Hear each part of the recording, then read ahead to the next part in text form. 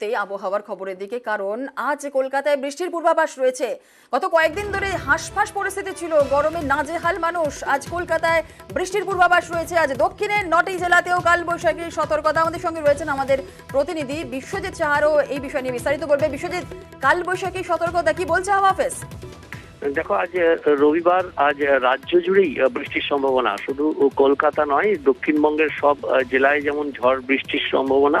শুধুমাত্র বজ্রবিদ্যুৎ সহ হালকা মাঝারি বৃষ্টি নয়, তার সঙ্গে দমকা ঝোড়ো হাওয়া বইবে। উত্তরবঙ্গ একই রকম ভাবে সব জেলাতেই, একেবারে দার্জিলিং থেকে মালদা পর্যন্ত সব জেলাতেই ঝড় বৃষ্টির সম্ভাবনা রয়েছে। বিশেষ করে দক্ষিণবঙ্গের ক্ষেত্রে আজ আবহাওয়ার একটু বেশি পরিবর্তন হবে, কারণ কয়েকটি জেলাতে কালবৈশাখীর সতর্কতা, অর্থাৎ গাস্টি উইন্ড থাকবে সব জেলাতেই।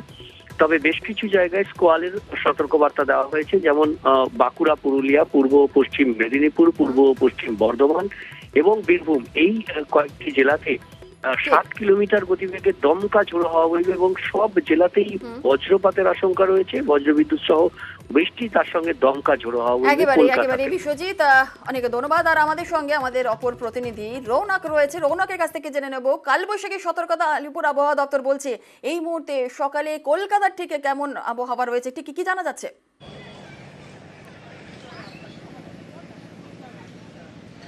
দেখো জুনেলা, চলতি সপ্তাহ শহর কলকাতার যে আবহাওয়ার চিত্র দেখা গেছিল, আজকে কিন্তু তা অন্য। সকাল থেকেই ঝোড়ো হাওয়া বইছে কলকাতার ওপর এবং মেঘলা আকাশ, রোদের দেখা প্রায় নেই বললেই চলে। এবং আগামী কিছু ঘন্টার মধ্যে শহর কলকাতায় হালকা থেকে মাঝারি 2-1 পশলা বৃষ্টিরও সম্ভাবনা রয়েছে। এবং আগামীকাল অর্থাৎ সোমবার থেকে শহর কলকাতায় মাঝারি বৃষ্টিপাত এবং সঙ্গে 30 থেকে 40 কিলোমিটার গতিবেগে ঝোড়ো হাওয়া বওয়ার সম্ভাবনা রয়েছে।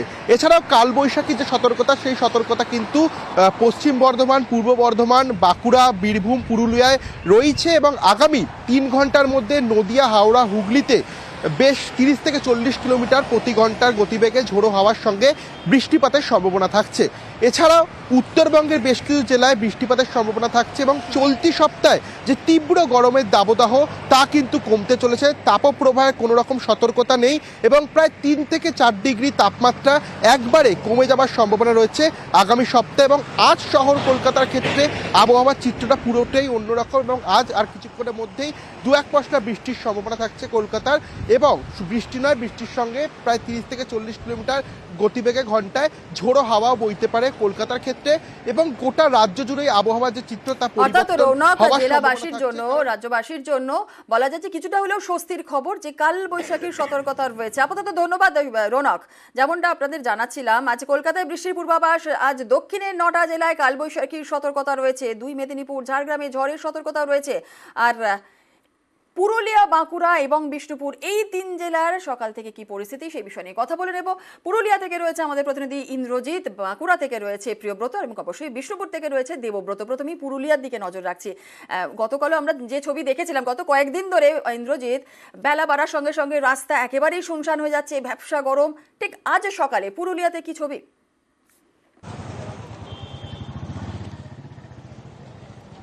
দেখো জুনেলা, আজ সকালটা একটু অন্যরকম। তার কারণ গতকাল একেবারেই আজ ভোর রাতে একটু বিক্ষিপ্ত বৃষ্টি হয়েছে। সেই বৃষ্টির ফলে আবহাওয়ার কিছুটা পরিবর্তন হয়েছে, তাপমাত্রা প্রায় 2 ডিগ্রি নিচে চলে এসছে।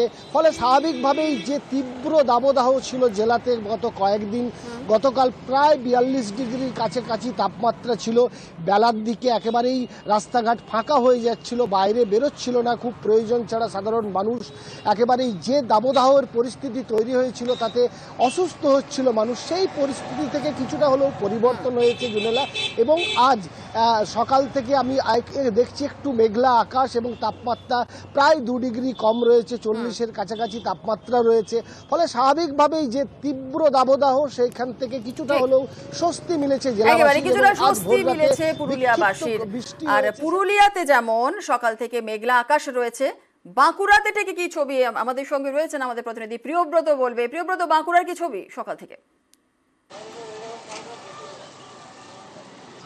একেবারে উল্টো ছবি। বাঁকুড়ায় সকাল থেকেই চড়া রোদ এবং গুমোট গরম ঘর্মাক্ত পরিবেশ। একটু দাঁড়ালে রোদের মধ্যে কিন্তু ঝরঝর করে ঘাম ঝরছে এবং তুমি জানোই যে 40-এর উপরে তাপমাত্রা বেশ কয়েকদিন আগেই চলে গেছে বাঁকুড়াতে, এবং সেই তাপমাত্রা বাড়তে বাড়তে বাড়তে বাড়তে গত 24 ঘন্টায় প্রায় 41.5। তুমি বুঝতেই পারছো যে একদম গরম প্রচণ্ড, এবং চাঁদি ফাতা রোদ সকাল থেকেই উঠছে। এবং তারপর বেলা বাড়ার সঙ্গে সঙ্গে যারা নিতান্তই কাজে বেরোচ্ছেন তারাই একমাত্র রাস্তায় থাকছেন, নতুবা কিন্তু সবাই বাড়ি মুখো হতে যাওয়ার চেষ্টা করছেন। সকাল সকাল বিভিন্ন গন্তব্যে পৌঁছে যাওয়ার চেষ্টা করছেন, যেটুকু কাজ রয়েছে সেটা সকাল সকাল সারার চেষ্টা করছেন।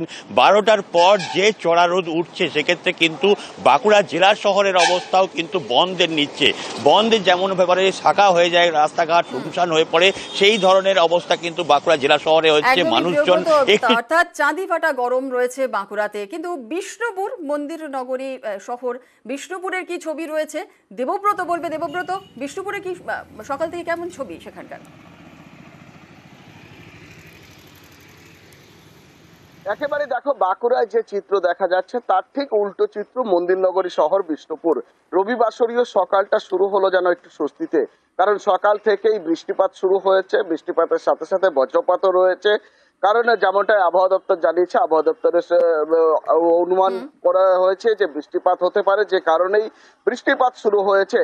যেমনটা কয়েকদিন ধরে লালমাটির জেলা বাঁকুড়ায় ছিল 40°C ঘরে তাপমাত্রা, সেখান থেকে যেন অনেকটাই স্বস্তি মিলেছিল, কারণ নাজেহাল হয়ে পড়েছিল শহরবাসী। সকাল থেকে বৃষ্টিপাত হওয়াতে যেন কিছুটা স্বস্তি। যদিও এখন রোদ উঠেছে, মেঘমুক্ত আকাশ রয়েছে, তবে বিষ্ণুপুর সহ আশেপাশের যে সমস্ত ব্লকগুলি রয়েছে সেখানেও ভোর থেকেই কিন্তু বৃষ্টিপাত শুরু হয়েছিল। তবে দিনে বেলা বাড়ার সাথে সাথে কিন্তু তাপমাত্রা বাড়তে পারে, এমনটাই অনুমান আবহাওয়া দপ্তরের। বেশ, একেবারেই বিষ্ণুপুরে সকালে একটু হলেও বৃষ্টি হয়েছে, স্বস্তির বৃষ্টি বলাই যায়। গতকালের থেকে আজকে কিন্তু কিছুটা হলেও স্বস্তি বিষ্ণুপুরে। আর শুধু তাই নয়, ঘাটালেও কিন্তু বৃষ্টির খবর পাওয়া যাচ্ছে। মেদিনীপুরের ঘাটাল মহকুমা জুড়ে সেখানে সকাল থেকেই মেঘলা আকাশ রয়েছে, দেখছেন সেই ছবি। প্রচণ্ড গরমে কয়েকদিন ধরেই নাজেহাল পরিস্থিতি ছিল। আজ সকাল থেকে ঘাটালে মেঘলা ওয়েদার রয়েছে। আর শুধু ঘাটাল কেন, ডেবরাতেও কিন্তু আজ সকালে বৃষ্টি হয়েছে। আর সেই ছিটেফোঁটা বৃষ্টি, সেই বৃষ্টিতেই সেখানকার মানুষজন কতটা স্বস্তি পেয়েছেন সেই বিষয় নিয়ে কথা বলবে। এবং অবশ্যই পশ্চিম মেদিনীপুরে থেকে, অর্থাৎ ঘাটাল থেকে আমাদের প্রতিনিধি রয়েছে সুকান্ত, আর ডেবরা থেকে রয়েছে দিগ্বিজয়। একটু পশ্চিম মেদিনীপুরের ছবিটা একটু জেনে নেব। সকাল থেকে কেমন পরিস্থিতি রয়েছে, কেমন বৃষ্টি হয়েছে সুকান্ত, স্বস্তি কি মানুষজন পাচ্ছেন?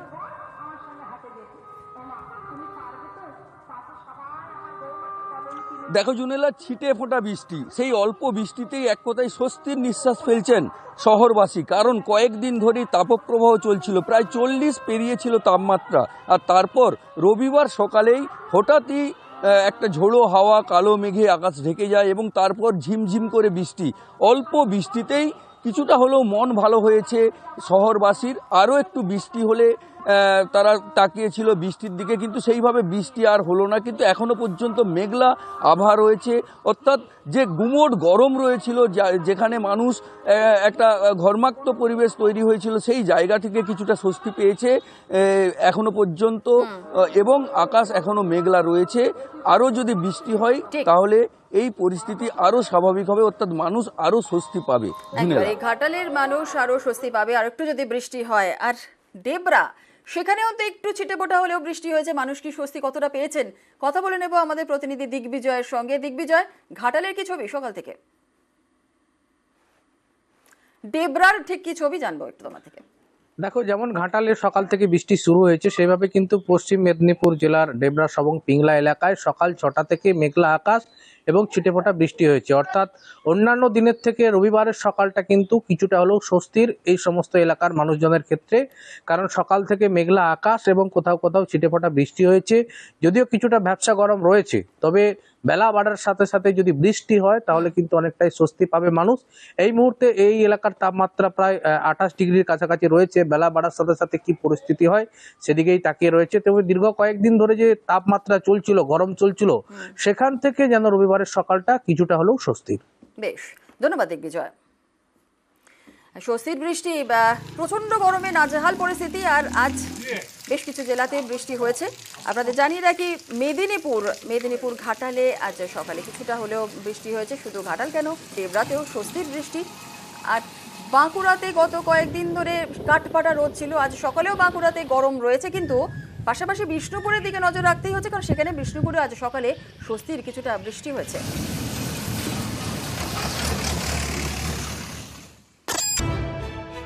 এনআইএর ওপর হামলার ঘটনায় বেনজির পদক্ষেপ কেন্দ্রীয় স্বরাষ্ট্র মন্ত্রকের। সরাসরি ভূপতিনগর থানায় ফোন অমিত শাহের মন্ত্রকের। এনআইএর ওপর হামলার ঘটনায় বেনজির পদক্ষেপ কেন্দ্রীয় স্বরাষ্ট্র মন্ত্রকের। সরাসরি ভূপতিনগর থানায় ফোন অমিত শাহের মন্ত্রকের। পুলিশের কাছে জানতে চাওয়া হয় শনিবার সকালে ভূপতিনগরে ঠিক কি ঘটেছিল, এনআইএর ওপর হামলায় কতজন আহত হয়েছেন, ভূপতিনগরে তদন্তে গিয়ে কিভাবে আক্রান্ত হলো এনআইএ। বিস্তারিত তথ্য জানতে চায় কেন্দ্রীয় স্বরাষ্ট্র মন্ত্রক। বেনজির ঘটনায় বেনজির পদক্ষেপ, দাবি বিজেপি সাংসদ শ্রমিক ভট্টাচার্যের। দেশের জন্য ভোট, ভোটের জন্য দেশ নয়। নজিরবিহীন ঘটনায় নজিরবিহীন পদক্ষেপ। যেখানে পুলিশ মন্ত্রী নিজে বলছেন এই ঘটনার জন্য সম্পূর্ণভাবে এনআইএ দায়ী। মধ্যরাতে কেন গিয়েছে? যেখানে পুলিশ দীর্ঘদিন কোনো ব্যবস্থা নেয়নি বলেই আদালত নির্দেশ দিয়েছে এনআইএ তদন্তে। আইনের শাসন এখানে নেই, সাংবিধানিক ব্যবস্থা পরিকাঠামো ভেঙে পড়েছে, এই জন্য সরাসরি ফোন করেছে, এটাই স্বাভাবিক।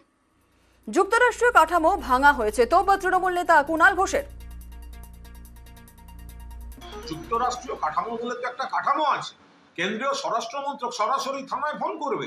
যদি স্বরাষ্ট্র মন্ত্রকের কিছু জানার থাকে, মুখ্য সচিব, স্বরাষ্ট্র সচিব, একটা কাঠামো আছে তো। যখন মণিপুর জ্বলতে থাকে, যখন বিভিন্ন বিজেপি শাসিত রাজ্যগুলোতে বিভিন্ন কাণ্ড কারখানা ঘটতে থাকে, এখন ভোটের মুখে এলাকা ফাঁকা করার জন্য এনআইএ-কে পাঠিয়ে পরিকল্পনাও হচ্ছে ওখান থেকে, আবার তারপর নাক গলানোও হচ্ছে ওখান থেকে। ভূপতিনগর নিয়ে মমতা বন্দ্যোপাধ্যায় সুর সপ্তমে তিনি পাল্টা নিশানা করেছেন এনআইএ-কে। ভূপতিনগরে হামলা হয়েছে, হামলাটা কে করেছে? হামলাটা মেয়েরা করেনি, হামলাটা করেছে এনআইএ। গদ্দার জানে হারবে। কোথায় একটা চকলেট বোম ফেটেছিল 2022 সালে, আর মধ্যরাতে গিয়ে যদি মহিলার বাড়িতে গিয়ে অত্যাচার করে, তা মহিলারা কি করবে? শাখা বালা পরে বসে থাকবে? তারা তাদের রক্ষা করবে না, তাদের ইজ্জত, তাদের সম্মান। পূর্ব মেদিনীপুরের ভূপতিনগর বিস্ফোরণ মামলা 2022-এর ঘটনা। হাইকোর্টের নির্দেশে ঘটনা তদন্ত করছে এনআইএ। শনিবার ভোরে তারা ভূপতিনগরে হানা দেয়। তদন্তে গিয়ে আক্রান্ত হতে হয় এনআইএ-কে। বিস্ফোরণ মামলায় তৃণমূলের 2 নেতাকে এদিন গ্রেপ্তার করে এনআইএ। এর প্রতিবাদে বিক্ষোভ দেখান তৃণমূলের স্থানীয় নেতা কর্মীরা। এ নিয়ে সুর চড়ান মমতা বন্দ্যোপাধ্যায়। দক্ষিণ দিনাজপুরের তপনে সভা করতে যাওয়ার আগেই সরব হন।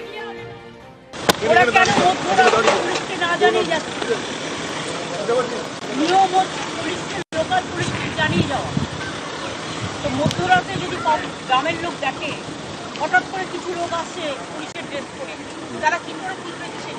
আর ইলেকশনের আগে কেন অ্যারেস্ট করবে? যদি সবাইকে অ্যারেস্ট করে, বিজেপি কি মনে করে সব বুথ এজেন্টকে অ্যারেস্ট করবে? সব ভোট ম্যানেজারদের অ্যারেস্ট করবে? পরে ভোটে জিতবে? শূন্য গুলি ছুটছে। 2 জন তৃণমূল কর্মীকে অ্যারেস্ট করেছে আজকে। বলছি কি অধিকার আছে না? শুধু বিজেপিকে সাপোর্ট দেওয়ার জন্য বিজেপি নোংরামি খেলা খেলছে, আমরা সারা পৃথিবীতে আওয়াজ। এরপর মঞ্চ থেকেও মমতার সুর সপ্তমে। ভূপতিনগরে হামলা হয়েছে, হামলাটা কে করেছে? হামলাটা মেয়েরা করেনি, হামলাটা করেছে এনআইএ। গদ্দার জানে হারবে। কোথায় একটা চকলেট বোম ফেটেছিল 2022 সালে, আর মধ্যরাতে গিয়ে যদি মহিলার বাড়িতে গিয়ে অত্যাচার করে, তা মহিলারা কি করবে? শাখা বালা পরে বসে থাকবে? তারা তাদের রক্ষা করবে না, তাদের ইজ্জত, তাদের সম্মান। ভূপতিনগরে মেয়েদের উপরে যে হামলা হয়েছে এবং আমাদের এজেন্টদের অ্যারেস্ট করেছে, আমি তাদের ধিক্কার জানাই। বিজেপিকে বলি ছি ছি ছি। এইভাবেই নন্দীগ্রাম দখল করেছিলেন। সেদিন আমি বুঝতে পারিনি, লোডশেডিং করে দিয়েছিলেন, কাউন্টিংয়ে কারচুপি করেছিলেন। মনে রাখবেন, গদ্দার এক জিনিস বারবার হয় না। বাংলায় বলেছিল আপকা বার 200 পার, আর এখন বলছে আপকা বার 400 পার। আমি বলি তাহলে তোকে এজেন্ট দিয়ে অ্যারেস্ট করতে হচ্ছে কেন আমাদের? ছি বিজেপি ছি। ইলেকশন কে করছে? ইলেকশন কমিশন না এনআইএ না সিবিআই? একটা চকলেট ফাটালো এনআইএ। 2022-এর একটা চকলেট বোমা কেস আজকে অ্যারেস্ট করছে 24 ইলেকশনের সময়। এনআইএ আর সিবিআই বিজেপির ভাই ভাই, আর ইডি আর ইনকাম ট্যাক্স বিজেপির ফান্ডিং বক্স। আমি সব জায়গায় তৃণমূল কংগ্রেস কর্মীদের বলবো অল্টারনেটিভ অ্যারেঞ্জমেন্ট করে রাখার জন্য। ও যদি আমার ফার্স্ট টায়ারের নেতাকে অ্যারেস্ট করে, আমার যাতে সেকেন্ড টায়ার থার্ড টায়ার কাজ করতে পারে। আমাদের কর্মীর অভাব নেই, আমাদের মা বোনেদের অভাব নেই। যে মা বোনেরা ঘরে গিয়ে চুল বাঁধে, রান্না করে, সেই মায়েরাই বুথে এজেন্ট হয়ে বসবে। তপনের পর উত্তর দিনাজপুরের রায়গঞ্জের সভা থেকেও সুর চড়ান মমতা। যাকে অ্যারেস্ট করবে তার বাড়ির লোককেই এজেন্ট বসাবে। নিউজ 18 বাংলা।